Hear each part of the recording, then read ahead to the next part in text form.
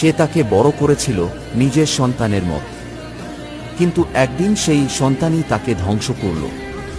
Okra ছিল শুধু এক পোষা প্রাণী নয়, জেসিকার পুরো জীবন। এটি একটি ডলফিন, জেসিকা তার নাম রাখে ওকরা। তারা একসাথে গেম শো করত, দর্শকদের মন জয় করত।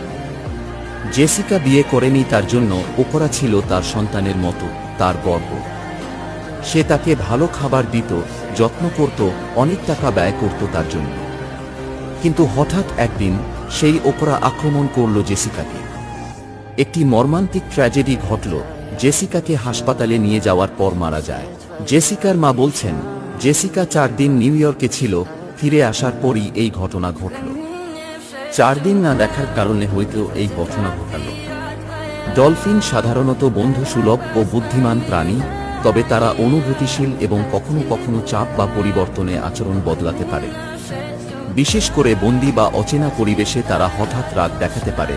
জেসিকার জীবন ও মৃত্যু আমাদের স্মরণ করিয়ে দেয়, প্রকৃতির নিয়মে সবকিছু চলে, আমাদের দরকার শ্রদ্ধা ও সতর্কতা।